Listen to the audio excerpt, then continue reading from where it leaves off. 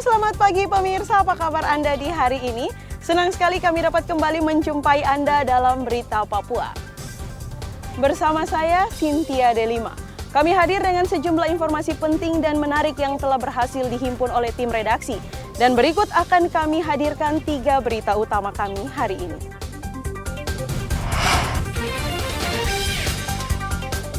Edarkan ganja 2,4 kg, seorang pemuda di Manokwari diringkus polisi. 4 jasad korban mutilasi di Mimika diserahkan ke keluarga.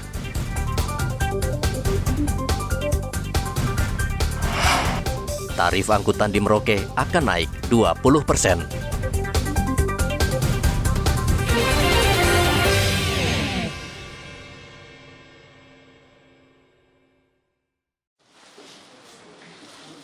Satuan Reserse Narkoba Polres Manokwari menangkap seorang pemuda yang mengedarkan narkotika jenis ganja di Pelabuhan Manokwari pada Sabtu lalu. Polisi menyita barang bukti ganja seberat 2,4 kg yang merupakan hasil tangkapan terbesar sejak Januari tahun ini. Kapolres Manokwari AKBP Parasian Herman Gultom mengatakan polisi masih melakukan penyelidikan asal-muasal ganja tersebut, namun diduga ganja dikirim dari Papua New Guinea. Tersangka ini membawa seluruh jenis barang bukti ini didapatkan dengan cara si tersangka AW ini, bermula dari ini dulu, saudara I. Saudara I menitipkan kepada saudara R di Jayapura dan diserahkan kepada saudara AW untuk dibawa ke Kabupaten Manokwari dengan menggunakan kapal Gunung Dempo, kapal laut KM Gunung Dempo. Jadi dari Jayapura ada inisial I dan keterangannya si AW ini yang sudah ditangkap, dia mendapatkannya dari R, yang R ini ternyata titipannya dari I, yang adanya di Jayapura bukan di Manokwari. Kemudian dengan kapal dia membawa ke sini. Pelaku bernama Anton diancam Undang-Undang Narkotika dengan hukuman maksimal 20 tahun penjara dan denda paling sedikit 1 miliar rupiah. Narkotika jenis ganja kerap diselundupkan dari Papua New Guinea melalui jalan tikus di perbatasan. Edi Musahidin melaporkan dari Manokwari, Papua Barat.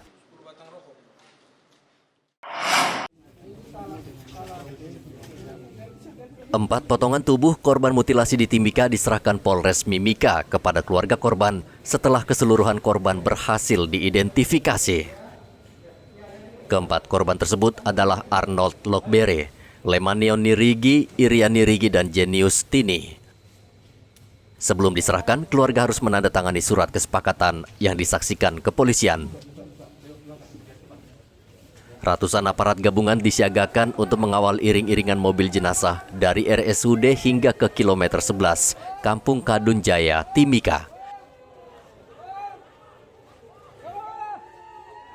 Proses kremasi dilakukan sesuai dengan adat dan tradisi Pegunungan Tengah Papua, yakni jenazah dibakar di pintu masuk kampung. Melaksanakan kegiatan pengamanan, prosesi penyerahan jenazah korban pembunuhan. Kemudian untuk kami laporkan situasi secara umum untuk wilayah Mimika, terkhususnya di kilo 11 di rumah duka, secara umum situasi kondusif. Untuk proses hukum sampai dengan saat sekarang ini masih berjalan. Kemudian untuk proses-proses pendekatan ke pihak keluarga pun kami dengan pihak TNI terus kami lakukan untuk tetap menjaga situasi Kabupaten Mimika ini tetap kondusif. 9 pelaku pembunuhan dalam waktu dekat akan menjalani sidang. 6 diantaranya tentara, sementara seorang pelaku lain masih buron. Ia diduga merupakan otak pembunuhan keji tersebut. Dari Mimika, Papua, Igobat Momolin melaporkan.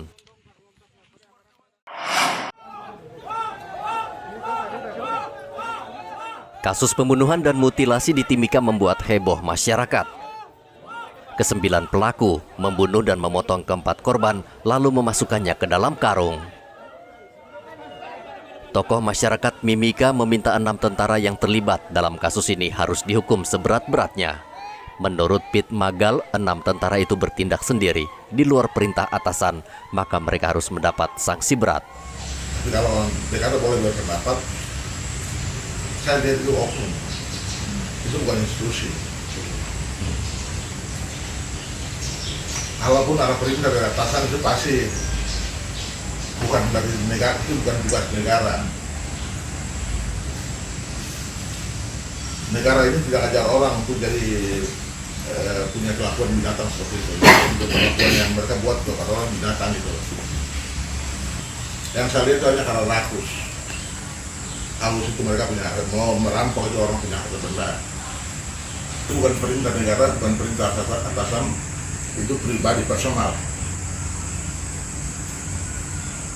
Tidak ada aturan yang bisa menjustifikasi, membenarkan dan menjustifikasi perbuatan mereka. Polisi dan TNI sudah memberkas para pelaku dan siap disidangkan di pengadilan. Mereka diancam hukuman mati atau minimal seumur hidup karena perbuatannya sangat kejam dan direncanakan matang. Igo Batmomolin melaporkan dari Timika, Papua.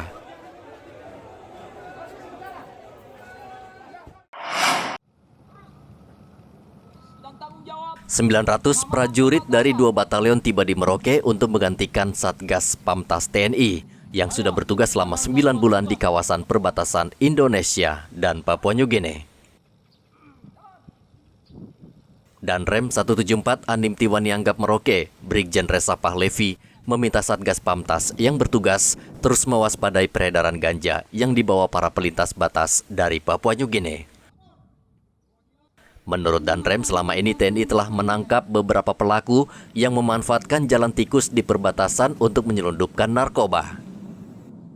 Yang jelas untuk masalah ganja memang ya cukup marak kita beredar. Itulah tugas perbatasan, kita selalu melaksanakan pengawasan ketat terhadap pelintas batas. Kita wajib melaksanakan pengecekan baik kendaraan maupun perlengkapan yang digunakan atau yang dibawa, kita wajib untuk melaksanakan pengecekan. Ya memang kita keterbatasan karena pos-pos Satgas ini statis dia tanggung jawabnya. Kita tidak ada di tempat-tempat yang misalnya kayak di pelabuhan. Nanti kita itu ada tugas-tugas tersebut kita serahkan sama dalam hal ini ya teritorial Kodim bersama dengan Polres tempat dan petugas-petugas lainnya yang berkompeten untuk menjaga itu. Tapi kemarin keberhasilan kita juga Satgas ini juga mendapatkan ganja yang tadi di belakang saya ini orang-orang yang prestasi dia mendapatkan dalam rangka ganja tersebut. Kita tetap instan, kita dukung program pemerintah dan juga di wilayah kita Papua tidak ada lagi peredaran narkoba dalam hal ini mungkin baik ganja maupun yang lainnya. 2 batalion Satgas Pamtas TNI berasal dari Batalion Yonif 511 di Biatara Yoda dan Batalion Yonif 725 Woroagi yang akan menggantikan Yonif 1213 Rajawali dan Yonif 410 Alugoro. Kedua batalion ini juga akan bertugas selama 9 bulan di kawasan bagian selatan Papua. Muhammad Ridwan melaporkan dari Merauke, Papua. Gejolak tuntutan kenaikan tarif angkutan kota di Merauke terus bergulir seiring kenaikan harga BBM. Bahkan para sopir angkot mogok beroperasi agar Pemda Merauke merespon tuntutan mereka. Tuntutan ini membuahkan hasil. Kepala Dinas Perhubungan Merauke Muhammad Ramli mengatakan tarif angkutan akan naik berkisar 20%. Namun Ramli mengatakan kenaikan tarif angkutan kota ini masih dalam pembahasan dan belum final karena hitungan soal tarif angkot juga melibatkan berbagai instansi terkait. Penyelesaian tarif angkutan kota Pak Kadis seperti apa?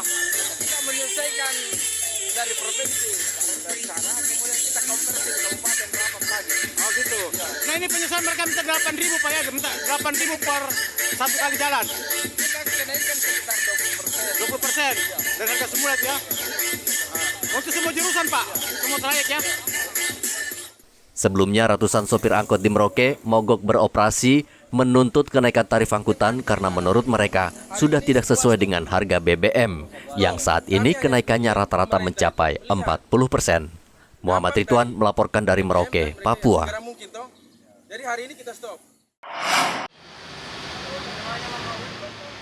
Sebanyak 9.751 keluarga penerima manfaat di Kota Jayapura menerima bantuan sosial atas pengalihan subsidi bahan bakar minyak BBM tahap 1 sebesar Rp300.000 per keluarga. Bantuan itu diserahkan secara simbolis penjabat Wali Kota Jayapura Sabtu lalu.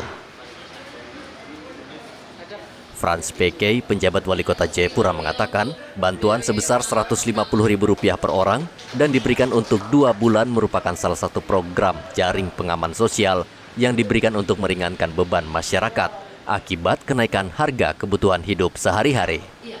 Gunakan uang ini, bantuan ini yang diberikan setiap bulan 150, jadi nanti diberikan dalam 4 bulan ke depan sampai Desember. Sekarang ini terima 300.000 2 bulan, September, Oktober, nanti tahap kedua November, Desember. Gunakan uang ini dengan baik, dalam arti kalau untuk memenuhi kebutuhan, beli beras, mungkin beli sayur, beli garam, minyak goreng, gunakan itu. Jangan beli yang lain-lain, apalagi beli emas. Nah, ini tak cukup ya mau beli emas. Setengah gram saja tidak dapat. Ya, tetapi artinya bahwa gunakan itu untuk kebutuhan, bukan untuk yang lain-lain. Semoga bermanfaat. Niat baik pemerintah untuk menjaga kebutuhan warganya akan terpenuhi dan terwujud.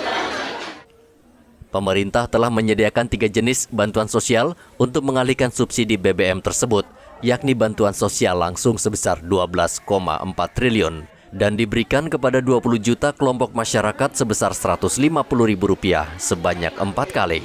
Bantuan ini dengan baik untuk pemenuhan ekonomi keluarga di masa BBM kita naik.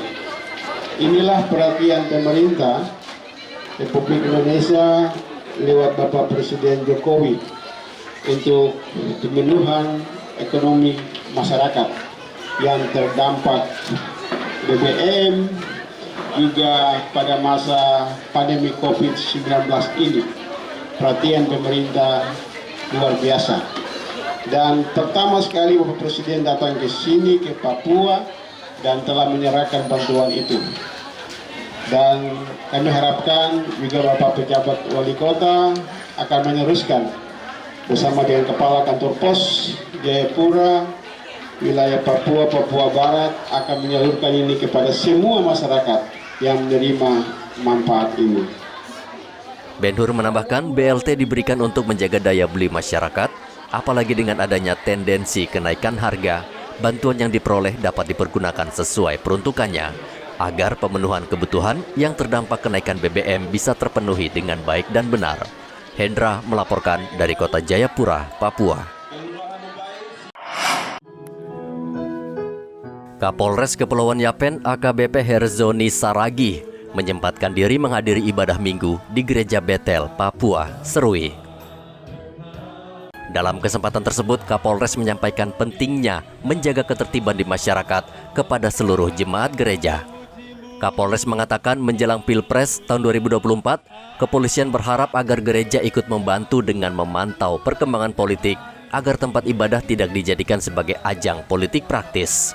Jelang pesta demokrasi supaya tidak mengganggu ibadah yang ada. Dalam hal ini maksud saya itu supaya tempat ibadah tidak dijadikan ajang politik. Ya. Amin. Jangan mau Amin. Disusupin daripada pihak-pihak yang memanfaatkan gereja sebagai sarana untuk berpolitik. Saya tidak sependapat untuk itu. Ya. Saya yakin gereja itu supaya dapat dikembalikan kepada marwahnya, yaitu untuk hanya memuji dan memuliakan kerajaan Tuhan. Ya. Kita ketahui masih banyak teman-teman kita yang berseberangan, saudara-saudara kita yang masih belum sepenuhnya memahami arti daripada persatuan, arti daripada pembangunan yang sesungguhnya. Jadi mereka-mereka ini terus juga mencari dukungan dari pihak gereja. Saya harapkan di wilayah pesisir pantai Pulau Papua ini, dalam hal ini Sereri, lebih khusus lagi Kepulauan Yapen, untuk tidak mudah terprovokasi. Selopes Menanti, Ketua Sinode Gereja Betel Indonesia, mendukung sikap kepolisian untuk menjaga kesucian tempat ibadah, dan ia meminta seluruh warga dan jemaat menjaga situasi agar aman. kami hadirkan Pak Kapolres Kepulauan Yapen untuk memberikan arahan atau ceramah tentang Kamtipmas yang ada di Kepulauan Yapen. Dengan demikian maka dari jemaat-jemaat kami ini bisa melaksanakan apa yang telah disampaikan oleh Pak Kapolres itu dengan tentunya menyadari semua jemaat ini sehingga tidak keluar dari apa yang disampaikan oleh Pak Kapolres Kepulauan Yapen. Tetap kita di dalam NKRI ini menjadi satu dan kita ada di dalam kasih Kristus yang membangunkan kita bersama-sama dan membangkitkan kita untuk taat dan melakukan kebenaran-kebenaran firman Tuhan yang diajarkan kepada kita. Kapolres Yapen juga menghimbau agar tetap menjaga toleransi beragama agar warga di Kepulauan Yapen hidup damai dan tidak tercabik-cabik akibat agama dijadikan kendaraan politik kelompok tertentu. Herman Beta melaporkan dari Kepulauan Yapen, Papua.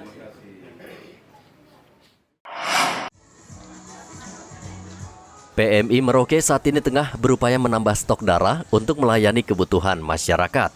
Untuk itu, PMI Merauke melaksanakan donor darah yang diikuti ratusan masyarakat. Donor darah ini juga diselenggarakan dalam rangka HUT ke-77 PMI. Ketua Panitia HUT PMI, Niaman, mengatakan kerap sedih dan kecewa ketika ada warga yang datang untuk meminta darah, namun PMI tidak memiliki stok darah yang mencukupi. Dalam donor darah kali ini, PMI menargetkan 300 kantong darah yang disumbang pendonor seperti TNI Polri, tokoh agama dan adat, paguyuban, dan warga Merauke. Kita kurang lebih targetkan 300 kantong. 300 kantong Pak ya? Nah selain donor darah apa lagi kegiatan dalam rangka? Sebelum donor darah, beberapa hari lalu dilaksanakan kegiatan diseminasi, pelatihan sukarelawan PMI. Yang dilakukan di aula gedung Golkar. Pak, untuk saat ini kebutuhan darah untuk PMI sendiri masih cukup kekurangan atau seperti apa, Pak? Jadi kami berusaha semampu mungkin jadi untuk stok ini supaya tidak sempat kosong karena banyak sekali warga kita khususnya di Kabupaten Merauke yang sangat membutuhkan. Jadi kita berusaha untuk menghubungi dengan instansi terkait termasuk terutama Korem, Universitas Musamus, sehingga stok darah ini supaya di UTD PMI Merauke tersedia. Donor darah dari PMI Merauke akan terus dilakukan. Bahkan PMI akan melakukan dengan sistem jemput bola agar kebutuhan darah bagi warga Merauke terpenuhi. Muhammad Ridwan melaporkan dari Merauke, Papua. Pemirsa, berita yang baru saja Anda saksikan sekaligus menjadi penutup jumpa kita dalam Berita Papua hari ini. Bersama kru yang bertugas, saya Cynthia Delima mengucapkan terima kasih atas perhatian Anda. Kami pamit undur diri, selamat pagi, semangat pagi, Wanyambe.